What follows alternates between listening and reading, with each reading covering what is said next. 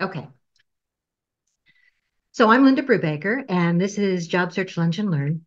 I'm a career coach, and I work with people in all stages of their careers, whether they're looking to move up, move into a new role, getting back into the job market, move up in their company, or move out to another kind of a role within the organization. I work with people of all ages, and I know that a lot of the tricks and tips that we're talking about will be useful to you at any stage in your career. Job Search Lunch and Learn is what we're going to be talking about today is really the idea of questions.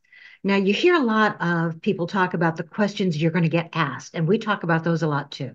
But one of the things we often forget or we put to the back end, what questions should you be asking? Because those are your way to end up the conversation and to really make yourself stand out in a very different way. You can't control much of the interview process. You can control the questions that you ask at the end. So I'm curious, how many of you have a set of standard questions you try and ask at the end of the conversation, the end of any interview? Okay. If you do, write down one of the questions that you normally ask in the chat. See whether or not there are a lot of them that are the same. I'm just curious.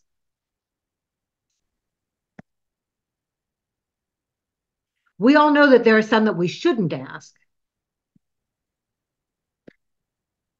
Okay. How's success measured? Great question. Okay. Perfect. So a couple of them about success. How are they reviewed? Top challenges.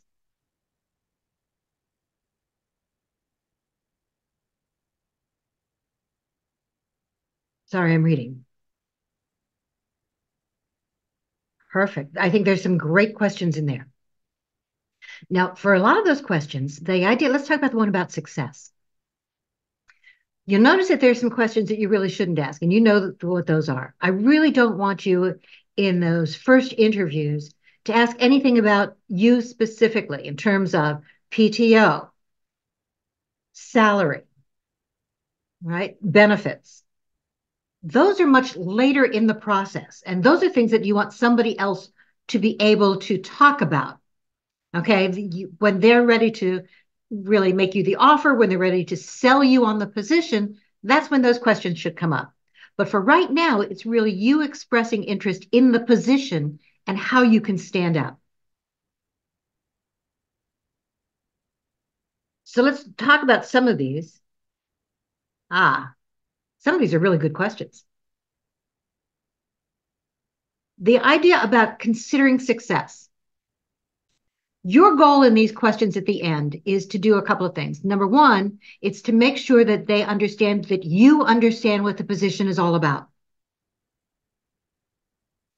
So if you can, try and build on some of the conversation that you already heard.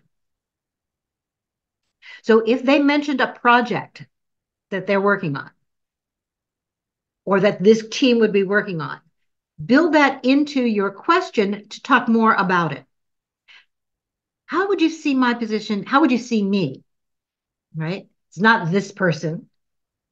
It's always personalized. How would you like me to contribute to that project? Where would you like to see me get started? The idea is to make you the part of that conversation so that when they're answering the question, they already see you in that role. You're asking that kind of a very specific question so that not only are you showing yourself in the role, but and showing that you've been listening, but showing that you're that strategic thinker who's already moving forward. Your questions should sound as if they aren't necessarily the pre-planned ones that everybody asks. And you're going to be asking the pre-planned questions anyway. But the idea is to ask them in a way and in an order that makes them sound as if they are flowing based on what you're thinking and how you already see yourself in the role. So for example, seen several of you in the chat here look at the measures of success, and what would you like to see me do? Okay. Sorry, just looking back. Okay. Perfect. All right. So there's several different ways you can talk about the idea of both challenges and successes. I'm not one of the people who, on the hiring manager or the recruiter side of the desk, likes to hear a question about what's the review process look like? When am I going to get my first review? That's too much you and not enough me, not enough company. And that's really looking as though you are concerned about whether or not you can succeed. What I'd rather hear you say, because it's a good question, you want to know how that works, but there's several different ways of looking at it. One might be, what's the measure? Tell me what success looks like in this role. What that does is it gives the company a chance to really think about it in a different way. And it gives them the opportunity and you the opportunity to understand what criteria there are. And then you might be able to follow it up with, can you give me an example of how somebody was able to successfully meet that? What did they do that demonstrated that kind of success to you? That takes it out of the me, makes it a little more objective for them. It also gives them an opportunity, or you an opportunity, to then say, can you tell me a little bit about, what made the best person on this team successful? What did that look like to you?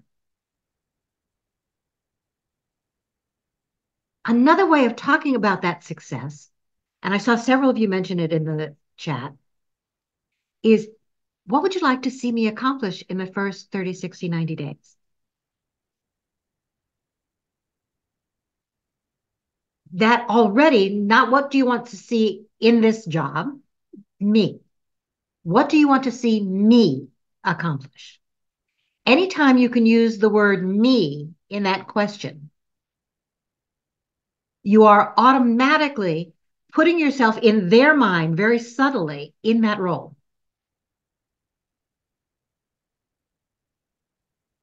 Believe it or not, that subliminally makes a difference. Because now I'm thinking of you already in this role as well. So that 30, 60, 90 days, and you don't need to do all three of them. Depending upon the level of the position, I might just go 90 days. I might go 6 months. But it helps you to determine what their biggest priorities are. If you've been listening to the conversation and they say, here's the real project we want to work on, that you want to start on, then talk about it in that project. It sounds like the biggest project that you've got going right now is this. How would you like to see me contribute to this project? And what would you like to see me accomplish for this project or in this group in the first 60 days, 90 days? That shows that you're listening, you're already putting yourself in the role, and you're giving them the opportunity to help shape that current priority.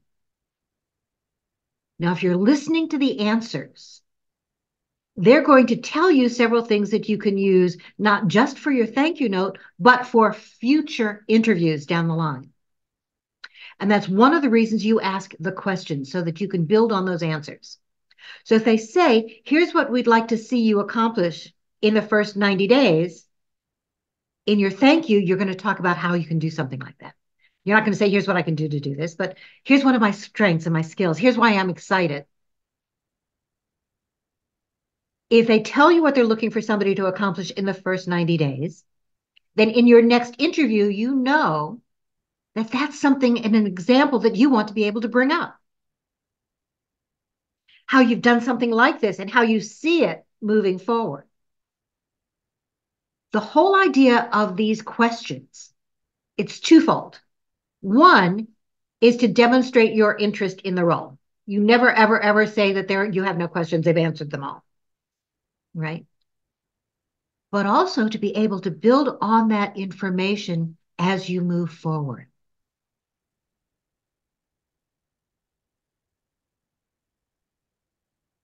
So does anybody have any questions about that whole idea of talking about success? Or has anybody tried to use that kind of a conversation, that question?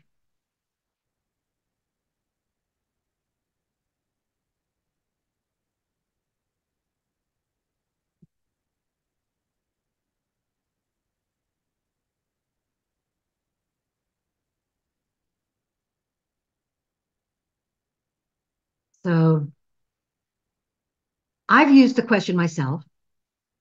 Think about it as the reverse of the questions that they ask you. When you get asked a question, what's your greatest strength? Tell me about your greatest success. This is the same thing. Turn it around and build on it. And that 30, 60, 90 days really works well. The measure of success, how would you measure me, also works very well. Because then you're getting that whole idea of how do I fit into the organization? What's your biggest challenge? Now, one of the things we forget to do sometimes when we're asking questions of people is talking about the individuals themselves. Never ask a question that you should already be able to know. You've already done your research. So if you've done your research, say, on the person who's interviewing you, because you know that they've interviewed you or that they've looked you up, they have your resume, what kinds of questions can you ask them to demonstrate not that you're just a stalker, but that you've done your research and you want to know how they fit in? Are there questions that you can ask them specifically that demonstrate that understanding of them a little bit, as well as being able to use that information to move forward?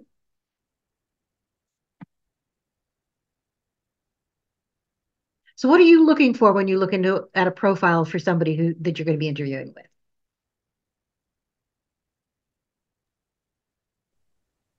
I look at how they fit in the organization, what they've accomplished currently, as well as in their prior job roles, and Okay, then how it could affect me. Because you can build a conversation if you do see something that stands out. absolutely. Okay. So can you give me an example of a question you might ask?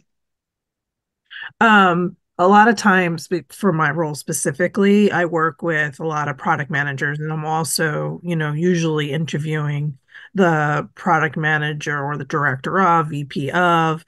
And what I'm most interested in is how they build their strategy and their roadmaps and what could be on the horizon. So that is a question I generally ask. I like that idea because that really is that forward thinking and it helps you to put yourself in that role. Okay. How would you like to see me contribute to that? Is that piece that I didn't hear in that Partner question? and collaborate, which is a lot of, what that role is about. Exactly. So all of those things are really important and great ways of doing it. What else do you look at in their profiles? I like the idea of looking at what they're doing, what they're accomplishing now, but have you thought about looking about their progression? Okay. Michelle, you mentioned it. Where did they come from? One of the things you'll learn by looking at their profiles and their history, because you can ask slightly different questions. If they've been at the company for a short period of time, short, let's say 2 years or less, what brought you to this company and why do you stay?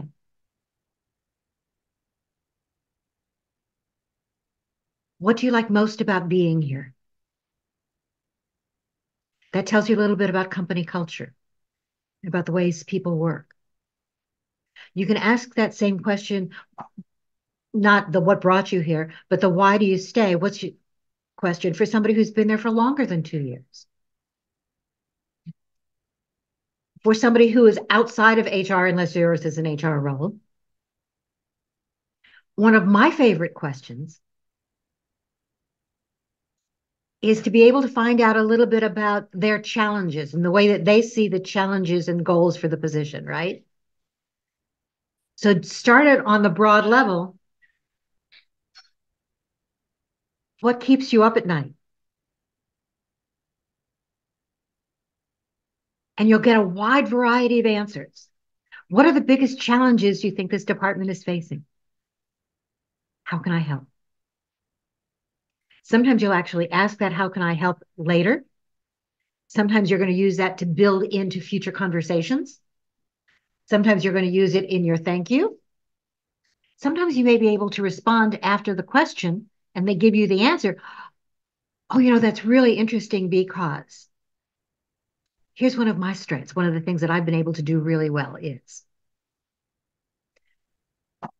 you can't always control the flow of the conversation, but in those questions and answers that you are asking, you can try and turn some of that into a conversation, which makes it another selling point for you. Now it's short because normally at the end of the conversation, you are only going to have maybe 10 minutes to ask your questions. And sometimes that's a generous 10 minutes, right? Or a very short 10 minutes. You may only have 5. Most companies are expecting the standard questions. So if you could ask something a little different and make it so that you stand out and then provide that conversational response back, not only will you stand out in my mind, but I'll start thinking of you differently because you're already demonstrating that you are in my mind, or at least in your mind, a part of my organization. You've got that plan to move forward, and that's incredibly important.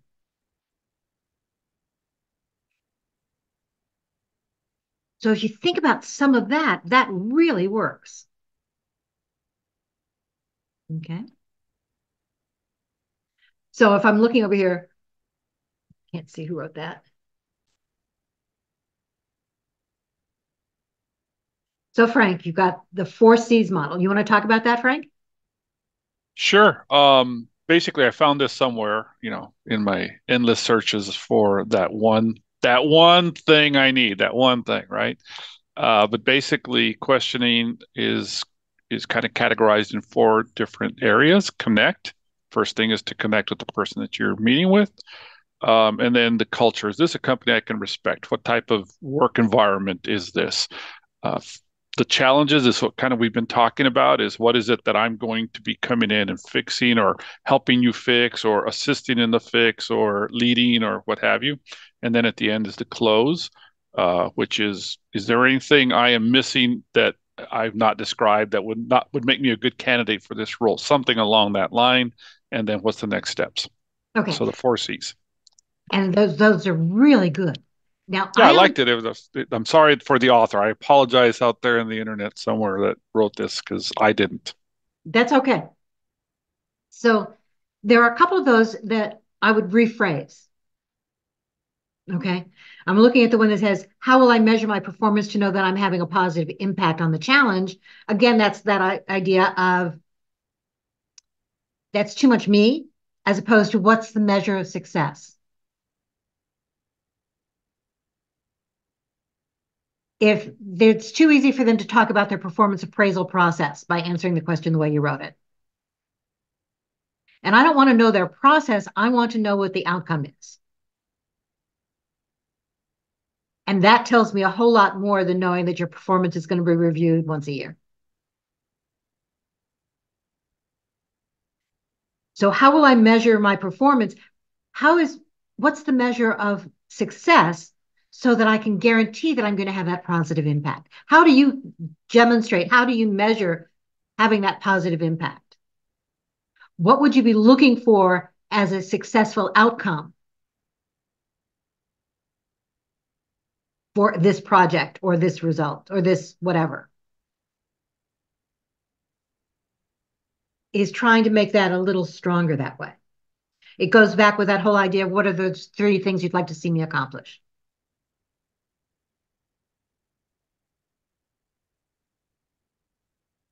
Does that make sense, Frank?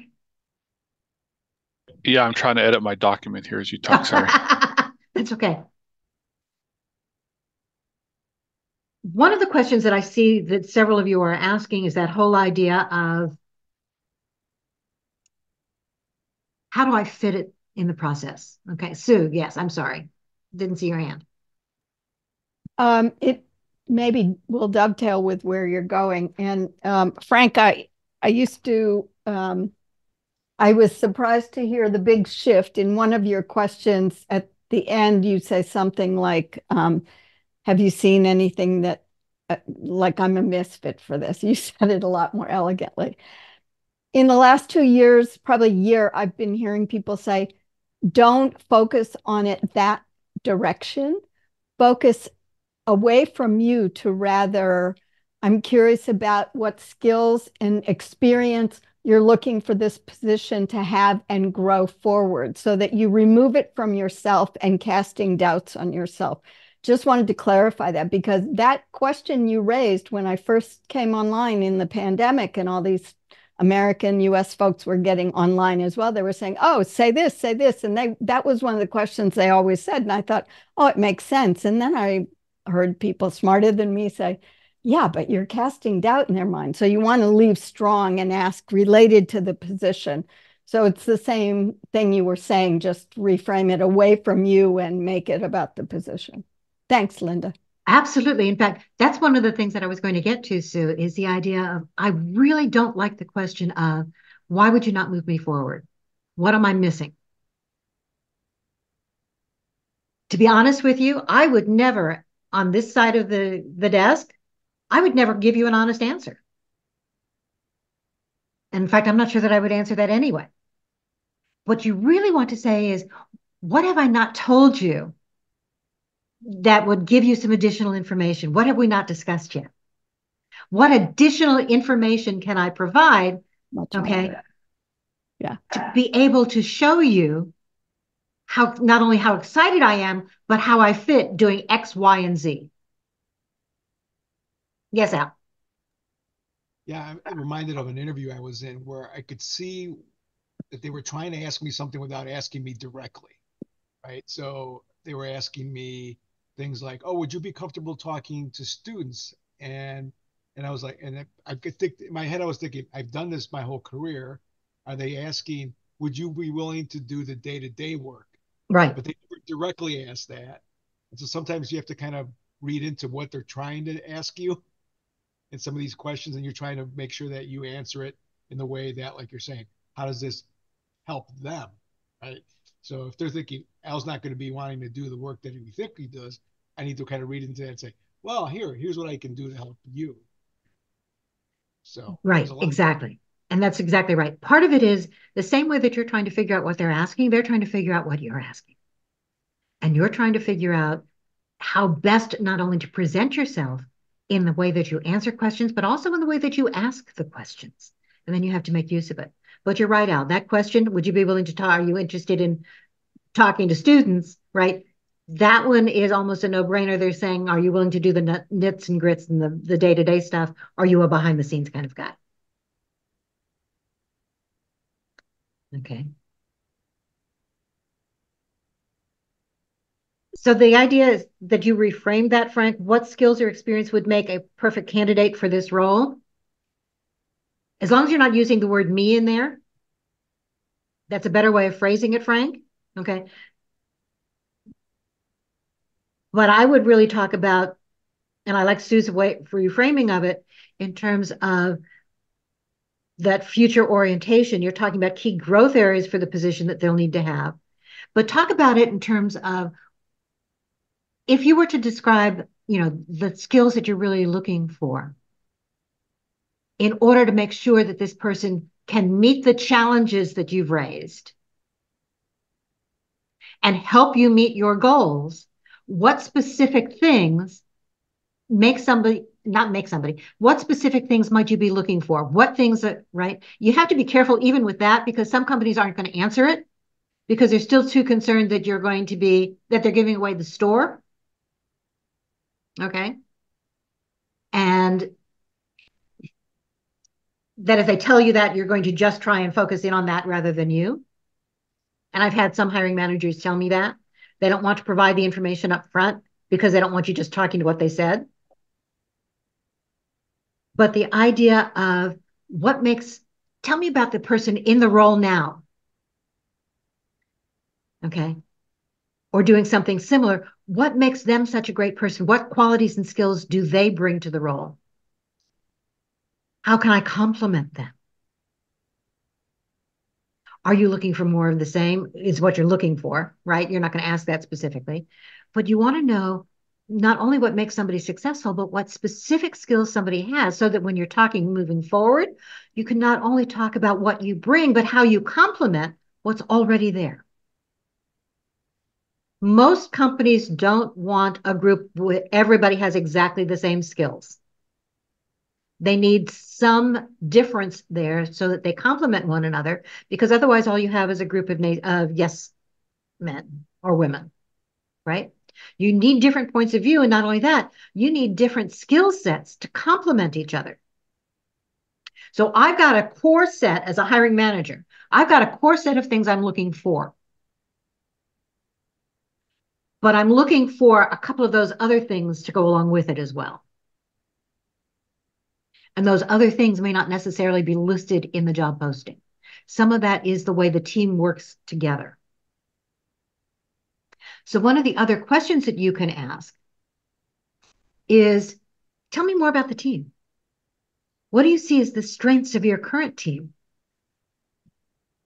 How are you trying to build on those? What are you can't necessarily say, what are you missing?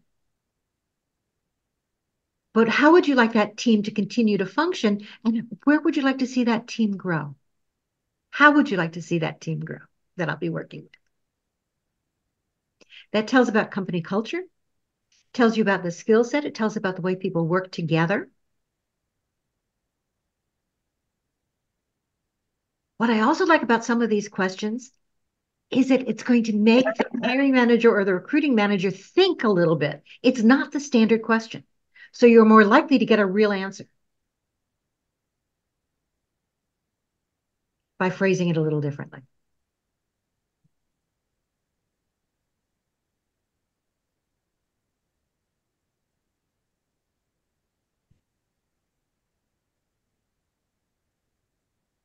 What other kinds of questions should you be asking at the end of an interview to help you move forward?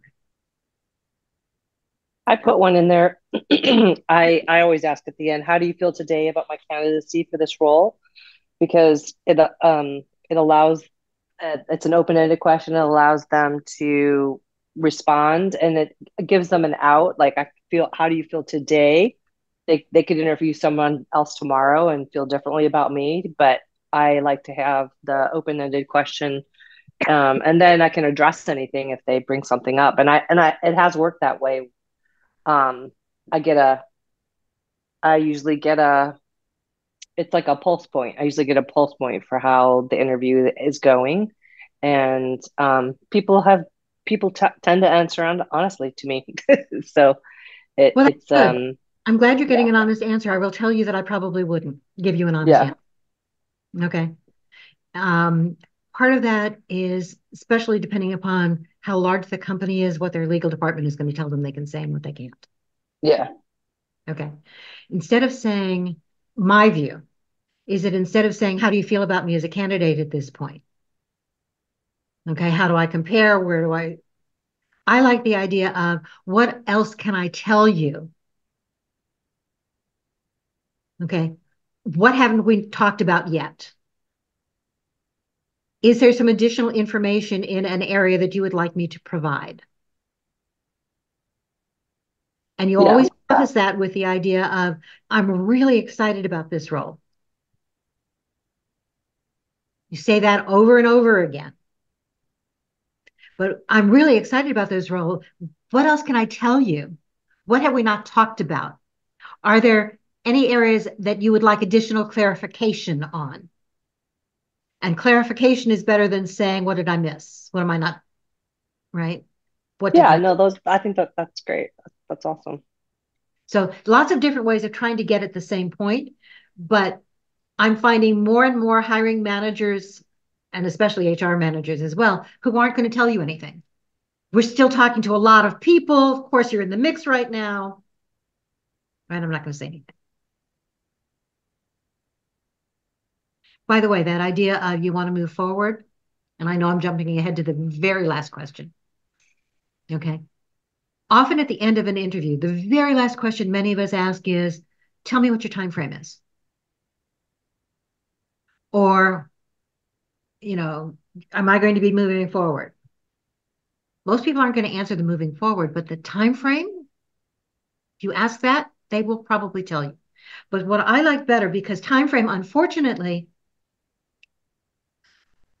you've all been in these roles in one way or another, or you've been in interviews, they can tell you a date and still not stick with it.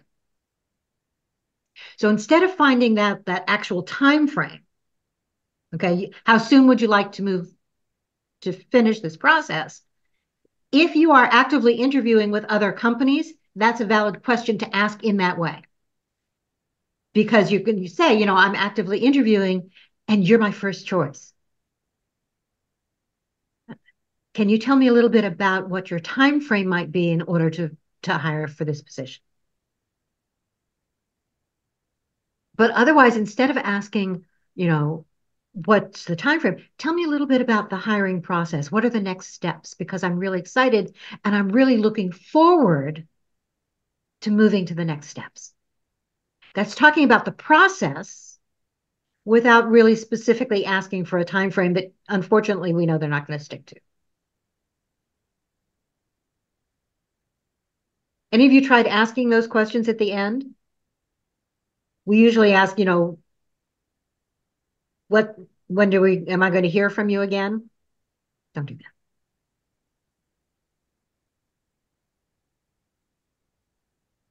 Quiet group today. Okay. So Joe asked, sometimes you ask how many other people are you interviewing for the job. You can ask that. I'm not sure that gives you a lot of information that you can use. It will give you some knowledge in terms of what your competition might be, how many other people there might be, but you have precious little time there. You want to know moving forward, you want them to know moving forward that they are one of your top choices and that you're focused in on more them than on you, on what you can bring to them, not what they can bring to you.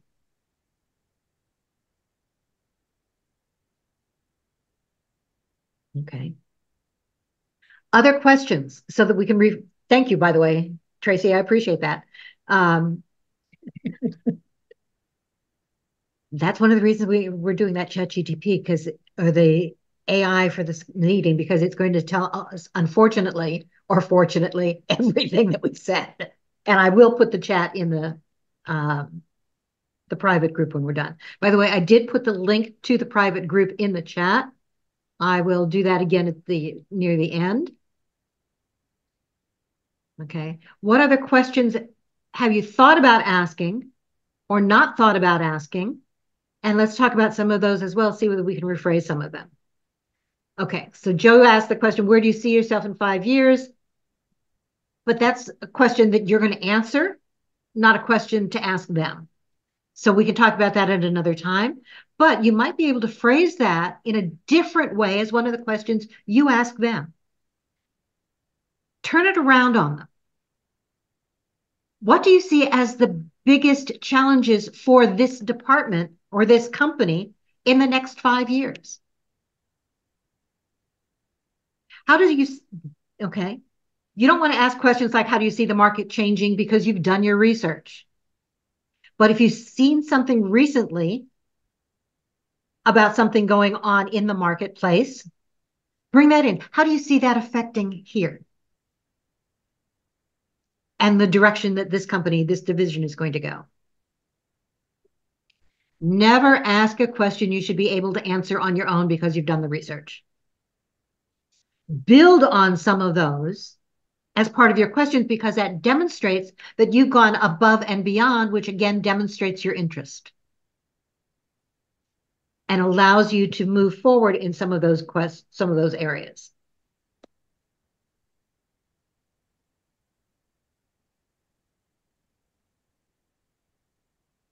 So those are other ways of doing it. Make sure that you are really doing your research before you start.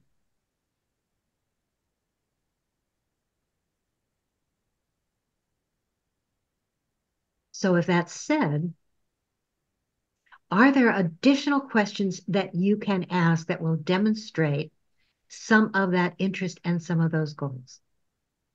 We've already talked about the fact that you're asking about what makes an ideal, what does the most successful person in your department look like now? Okay. What skills do they bring? Tells you what you want to emphasize. What is your team looking for in order to help them grow and expand? You can ask them, especially if they're the hiring manager, you can ask about their communication style, their management style.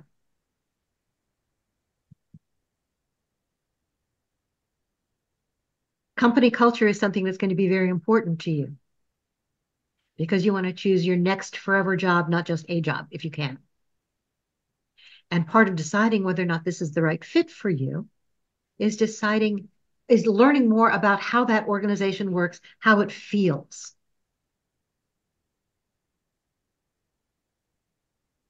So asking a little bit, you can't come out and ask, what's the company culture like?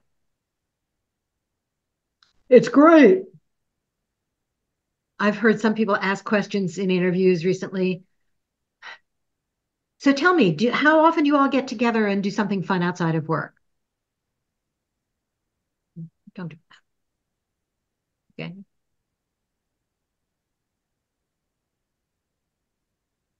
But the idea is to ask more about, or to find out more about some of that. Again, that idea, what do you like most about and least about working here? Is another way of phrasing that challenges and successes.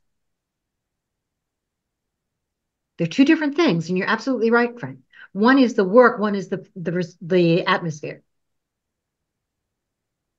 So depending upon how you feel about the interview, you can ask that question, what do you like most and least? I prefer the phrasing, okay, especially if you've been here for a while. So what keeps you here?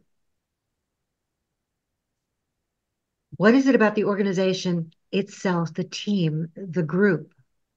Okay.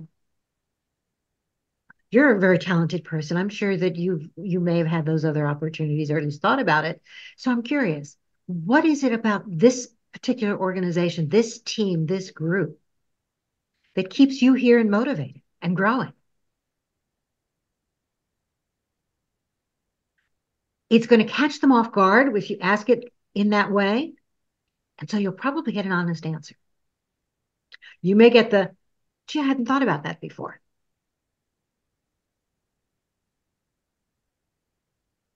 Let them take the minute to think about it too, and we'll get that as well.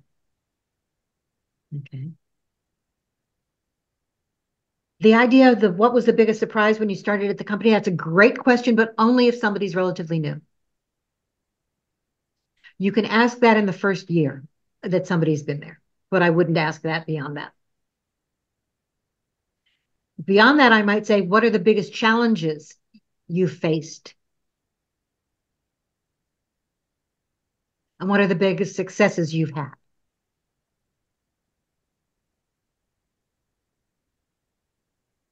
But what surprised you? Only in the first year, maybe only the first 6 months. Asking questions about company performance and their financial situation, that's not something that I would do because that's something you should be able to learn by doing your research. You could ask instead, it looks like the company is facing a little bit of a financial challenge in this particular segment of the market. How would you like this position, or how do you see this position or this department contributing to help turn that around, or how will it be affected by it? You have to show that you already know what's going on. But asking a generalized question, so how's the company doing? I'm going to put you lower on my list because you haven't done any research to find out. Yes, Tracy.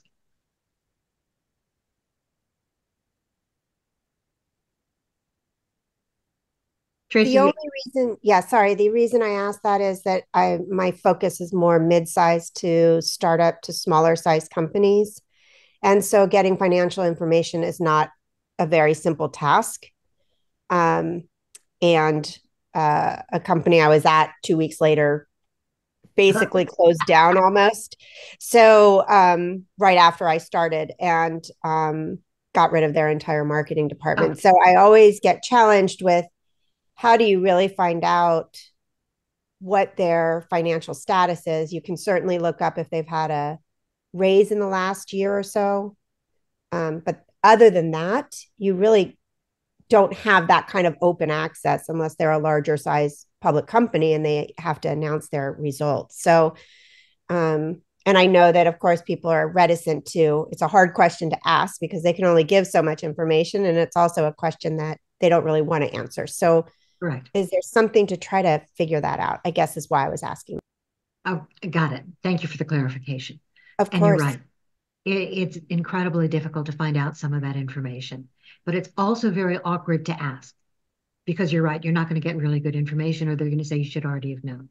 Right. Certainly not in a first interview. It's not something that you should ask. But as you're moving forward in the process, so tell me, what financial challenges, what growth challenges is the company facing? Great. Thank you. The better way of asking, are you okay? Right? If you are in a position that is going to be dealing with the finances, or if you're interviewing for one of those C-level positions, asking to see some of the financials later in the interview is something that you might be able to do. Yes, that's for sure. Okay. But especially in the very beginning stages, probably not. In fact, actually not. Thank you, Linda. Absolutely. Other questions? And I know that we normally start this, and I forgot to do it today for some reason, and I apologize, to talk about some of the successes you all have had over the last week. So what I'm going to do is I'm actually going to stop the recording,